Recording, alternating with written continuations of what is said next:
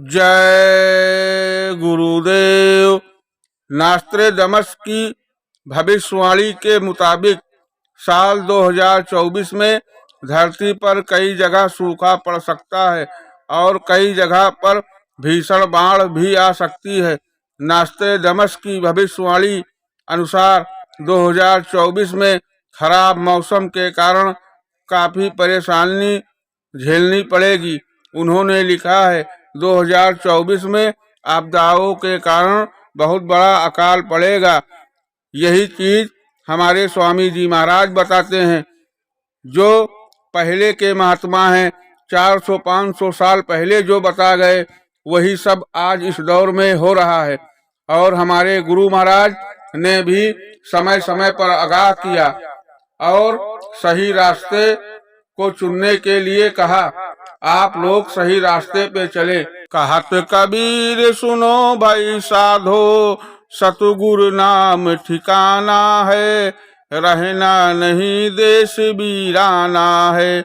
यह संसार कागज की पुड़िया, बूंद पड़े घुल जाना है।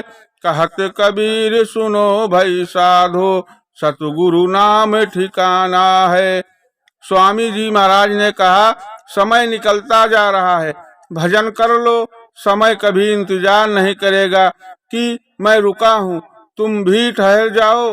धीरे धीरे आयु खत्म होती जा रही है, देखते देखते अंत समय आ जाएगा। इसीलिए आप लोग भजन करो।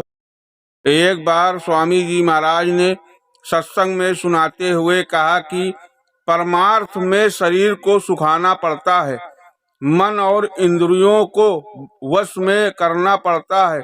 जो ये करे वही परमार्थ के लायक है। अपने भाग्य को सराहो कि आपको गुरु और नामदान मिल गए। जब दुनिया रोती नजर आएगी तब इसकी कीमत समझोगे। किसी की निंदा मत करो, वरना उसके कर्मों के भार तले दब जाओगे। क्यों किसी के कर्मों की लीद का पहाड़ अपने सर पर ले रहे हो। भजन न बनने का कारण है गुरु के वचनों का याद न रहना। गुरु वचनों को माला की तरह फेरते रहो, जैसे एक कंगला अपनी झोली को बार बार टटोलता है। इस कलयुग में 3 बातों से जीव का कल्याण हो सकता है। एक सद्गुरु पूरे का साथ, दूसरा साधु की संगत और तीसरा नाम सुमिरन ध्यान और भजन। बाकी सब झगड़े की बात है। इस वक्त में सिवाय इन 3 बातों के और कर्मों में जीव का अकाज होता है।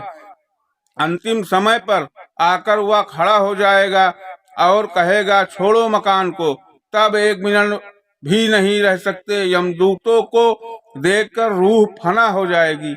1 मिनट में खून पानी हो जाएगा। बस जमीन पर गिर गए, कोई रक्षक नहीं। तुम्हें पकड़कर मजिस्ट्रेट के सामने पेश किया जाएगा। मजिस्ट्रेट ने पूछा तुमने क्या क्या किया। जैसे पुलिस मजिस्ट्रेट के पास ले जाने से पहले और बाद में मारती है, वैसे वहां भी तुम्हारी पिटाई होगी। पूछा कितनी गाय बकरी मुर्गी खाई। आपने कहा याद नहीं। मुनीम बुलाया गया, उसने बताया कि इतना पाप किया था। उसने तस्वीर दिखाई कि अब काटा कहाँ काटा। कैसे हा हा करते रहे और कहते रहे कि सदा खुश हो जाओगे। वह दिखाएगा कि ऐसे ऐसे मार रहे थे और वो तड़प रहा था। मजिस्ट्रेट ने सजा सुनाया, 1 या 2 करोड़ वर्षों के लिए नरक में ले जाओ। वहां न राजा, न हिंदू, न मुसलमान, न पारसी, कोई नहीं। क्या यह सब बातें झूठ हैं या मानव शरीर बड़े भाग से मिलता है? इसी में बैठकर लोगों ने परमात्मा को पाया। इसी में स्वर्ग और नरक दोनों के लिए सीढ़ी रहती है। अगर तुमने इससे बुरा काम किया तो सांप, गोजर, कुत्ते में, बिल्ली में, चूहे में, बकरी में तुम्हें बंद कर दिया जाएगा। आज आप सेठ हो, कल गधे भी बन सकते हो। इसलिए थोड़ा समय बचा है, इससे काम ले लो। अगर अशुद्ध हो गए तो तुम्हारा विनाश हो जाएगा। बुरे संग से सदा बचते रहो, वासनाओं की आंधी चल रही है। सत्संग में बराबर आते जाते रहो और सत्संग वचनों को याद करते रहो। भजन ध्यान सुमिरन और सत्संग से ही शुद्ध सफाई होगी। दया बराबर हो रही है लेकिन तुम लेते नहीं हो। घाट पर बैठोगे तभी दया का परिचय मिलेगा। आलस छोड़ो, आलस से बहुत बड़ा नुकसान होता है। सत्संग के वचनों को बराबर याद करते रहें। तकलीफ में आराम तभी मिलेगा जब रोज रोज भजन ध्यान सुमिरन करते रहेंगे। घाट पर बैठकर हाजिरी अवश्य देना चाहिए। शब्द धुन अथवा नाम हर वक्त मस्तक में गूंज रही है। बड़ी सुरीली आवाजें हैं। यही शब्द धुन सच्चा मित्र व हितकारी है जो हर पल रक्षा कर रहा है। वह सदा आपके पास है। इसी बात को सभी महात्माओं ने कहा है। एक गोरा कुम्हार हुआ, उसके पास हजारों लोग दूर दूर से आते थे पूछने जीवन का सत्य। और कुम्हार था तो कुम्हार की भाषा में बोलता था। किसी ने पूछा कि गुरु करता क्या है, आखिर गुरु का कृत्य क्या है? तो गोरा कुम्हार उस वक्त अपने कुम्हार के चाक पर घड़े बना रहा था। उसने कहा, गौर से देख, एक हाथ में घड़े को भीतर से लगाए हुए हूँ और दूसरे हाथ से बाहर से चोटे मार रहा हूँ। बस इतना ही काम गुरु का है। एक हाथ से संभालता है शिष्य को, दूसरे हाथ से मारता है शिष्य को। ऐसा भी नहीं मारता कि घड़ा ही टूट जाए, कि संभाल ही न दे, और ऐसा भी नहीं संभलता कि घड़ा बन ही न पाए। इन दोनों के बीच शिष्य निर्मित होता है। गुरु मारता है, जी भरकर मारता है और संभालता भी है। मार ही नहीं डालता, यूं मिटाता भी है, बनाता भी है, यूं मारता भी है, नया जीवन भी देता है।